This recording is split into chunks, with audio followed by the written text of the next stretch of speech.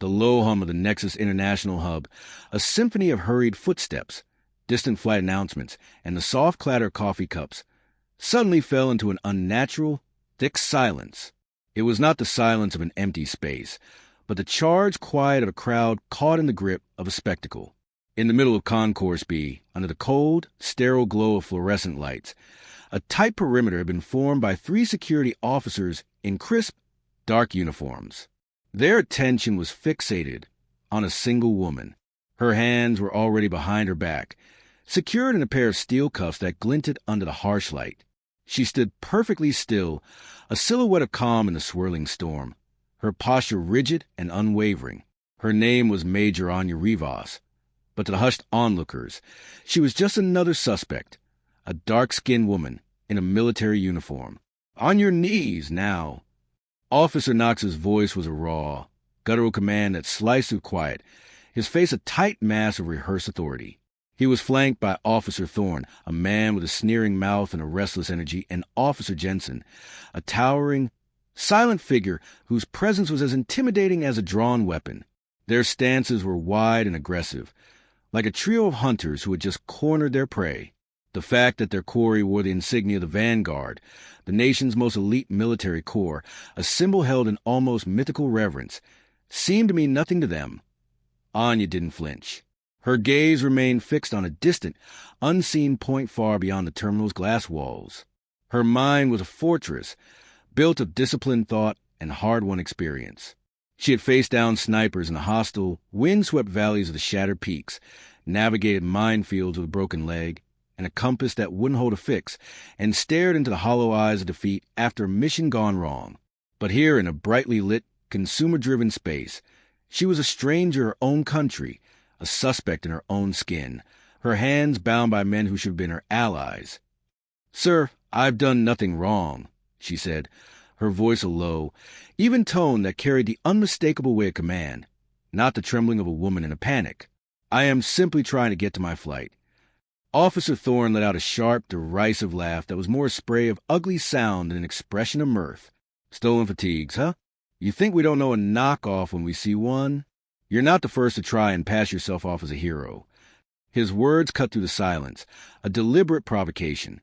Anya's lips tightened into a thin line. She had heard this voice before in 1,000 different forms. The condescension, the automatic disbelief, the underlying contempt that assumed her guilt before she had even spoken. It was the same voice that had told her she was too aggressive for a promotion she had earned with sweat and blood, too loud to be taken seriously in a room full of men, too emotional to command. It was the voice of a world that expected her to be smaller, quieter, lest a crowd began to form, a living wall of curious faces and held-up phones. A man in a gray hoodie was already live-streaming, the red live icon blinking, like a judgmental eye in the corner of his screen. "Sir," Anya repeated, her voice now firmer, the steel beneath the velvet of her composure beginning to show. "This uniform is not stolen. It's mine.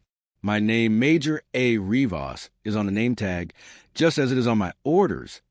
Knox took another aggressive step forward, his shadow engulfing her boots. "We saw the name, Rivas. That doesn't mean it's yours. Stealing valor is a federal offense, soldier. Or are you just dumb enough to think we wouldn't check?" The word soldier was spat out like a curse, devoid of all honor. The words were a direct hit, a fresh wound on an old, familiar scar. Her face remained a mass of stone, but she felt the old, familiar anger boiling inside her, the kind she had spent years burying beneath layers of discipline and duty. She could feel the collective gaze of the crowd drilling into her. A woman in a green blouse muttered to her companion, "Why doesn't she just listen? She looks suspicious. Why would they stop her if she wasn't?" No one questioned the drawn guns or the handcuffs or the public spectacle. They just watched, their silent judgment a suffocating weight. Officer Jensen, the tallest and most menacing of the 3, took a step closer, close enough that Anya could smell the stale coffee and cigarette smoke on his breath. "So where you headed, soldier?" he asked, his tone dripping with sarcasm. "Visiting a family member? Let me guess, some kind of gang funeral?" The cruel laugh that followed from Thorne made the murmur in the crowd grow louder. They had hit a nerve, and they knew it, a shared moment of ugly satisfaction. What they didn't know, what no one there knew, was that Major Anya Rivas had personally led a rescue mission through a blizzard so brutal it was nicknamed the White Death, saving 24 civilians and her entire platoon from a collapsed ravine. She had been awarded the Silver Cross for her bravery, the nation's highest non-combat military honor. She had faced down machine gun fire to carry a wounded comrade to safety, a 60-pound man slung over her shoulder like a duffel bag, a searing pain in her leg for every single step. But in that moment, all of that was invisible. She was just a woman, a suspect and a threat. "Check her bag," Knox barked, his voice sharp and impatient.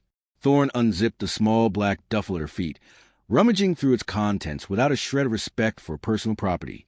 He pulled out a pair of worn running shoes, a neatly folded black dress, and a small velvet pouch. He unzipped the pouch and held up 2 metal tags, a pair of dog tags, squinting at a worn inscription. "Who's Manuel Rivas?" "My father," Anya said quietly, her voice barely a whisper that carried the immense weight of grief. "He was a veteran. He was a good man." "Uh-huh," Thorne smirked, shaking the tags. The sound of the metal jingling together was a sacrilege. "Betty's real proud of you." A flicker of something passed across Anya's face then, not rage, but deep, unbearable ache that went far beyond the anger. Manuel Rivas was not just a veteran. He was Anya's hero, her rock, her reason for joining the vanguard. He had been buried with full honors just a week ago at the Monument of Echoes, his coffin draped in the national flag. She had stood beside his casket, her uniform pressed, her face a mass of grief, a grief that was now being trampled on by these men, and their vile assumptions. A crackle from Knox's radio broke the tension. "Status update." The voice on the other end said, sharp and demanding, "We have a female suspect in custody wearing stolen military gear." Knox replied, his eyes never leaving Anya's. "Possible flight risk, and maybe some other charges." The phrase "possible flight risk" was the final piece of the puzzle, a code word to justify prolonged, unjustified detention that moment. Something shifted in Anya, the suffocating weight of the injustice, the anger, the grief. It all crystallized into a hard, cold resolve. She glanced past him and saw a little girl with bright pink sneakers, her eyes wide with a mix of fear and confusion. The girl clutched a small plastic flag. Anya remembered being that little girl, looking up at the world and wondering why she was being judged before she was even known. This wasn't about her anymore. This was about that girl and every other person who had to fight to be seen, to be heard, to be believed. "You're making the biggest mistake of your career," she said, her voice now hard and clear, each word a hammer blow. "Is that a threat?" Knox sneered, his bravado wavering slightly. "No," Anya said, locking eyes with him, her gaze a steady, unblinking force. "It's a fact." And then, over his shoulder, she saw them, 3 figures in dark, crisp suits, moving through the crowd with a lethal, silent efficiency. Behind them, a 4th man, older, with a face carved from granite and a jaw set in a permanent line of command, strode forward in a deep navy dress uniform. Medals glittered on his chest, a dazzling constellation of honor. He was a force of an oncoming storm, an undeniable presence. "Unhand Major Rivas," he commanded, his voice a low, final rumble that brooked no argument. Knox blinked, his mouth slightly agape. "Major? What?" "You heard me," the man barked, stepping closer. His presence felt like a temperature drop in the room. "Silver Cross, 2 tours in the Shattered Peaks, highest commendations, and a personal commendation from the Chief of Staff. And you 3 have got your weapons in her face. The word is Major." The crowd erupted in a wave of whispers, the collective gasp of realization. "Silver Cross, she's a major." The woman in the suit flashed a card so close to Knox's face that he flinched back instinctively. "Department of Justice, Internal Affairs," she said, her voice as cold as her gaze. "Every second those cuffs stay on her is a violation you'll be explaining to a federal judge." Jensen's grip on Anya's arm slackened. Thorne fumbled with the key, his hands visibly shaking. When the cuffs finally clinked open and fell away, Anya didn't move. She just stood there, rubbing her wrist slowly. The red marks a testament to the injustice.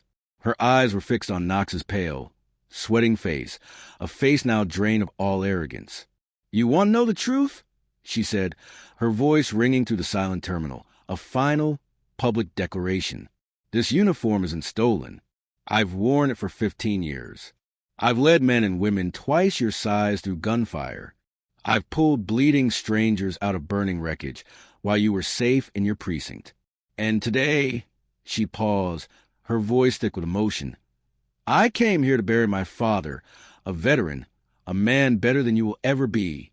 The silence returned, but this time it was a different kind of quiet, a silence of shame, of profound regret. Knox's face was flushed a deep, painful red. Thorne stared at the floor, unable to meet her gaze. The general stepped forward, his eyes blazing. "You three have just given this entire department a public relations disaster that will be taught in academies for years. And there will be an investigation. If anyone recorded this," he said to the crowd, his voice carrying far and wide, "send it to my office. This will not be buried." As the officers backed away, their postures now shrunken and defeated, the little girl in the pink sneakers looked up at Anya, her eyes wide with a new kind of wonder. Anya crouched down to meet her gaze, the cold floor barely a distraction. "Don't let anyone ever tell you you don't belong," she said softly. The girl nodded, clutching her little flag a little tighter. As the suits escorted Anya away, the general leaned in just close enough for her to hear. "Say the word, Major, and they'll be off the force by sundown. They'll be bagging groceries for a living." Anya's gaze remained forward, her resolve unbroken. "Let the investigation do its job," she said. "Truth is a better weapon than revenge." She turned back once more, her words sharp enough to cut glass, aimed directly at the three officers. "You judge me in 5 seconds. History will remember you for this moment for the rest of your lives." And then, her presence as powerful as her words, she was gone. Hours later, the video went viral. Millions of people watched, sharing and resharing it until the internet broke under the weight of it. Headlines screamed about racial profiling, about the humiliation of a decorated soldier in her own country. The department issued a statement, but it was too little, too late. The officers were suspended, and a civil rights investigation began. At her father's funeral, Anya stood in her dress uniform, the folded flag pressed to her chest, her face a mask of dignified grief.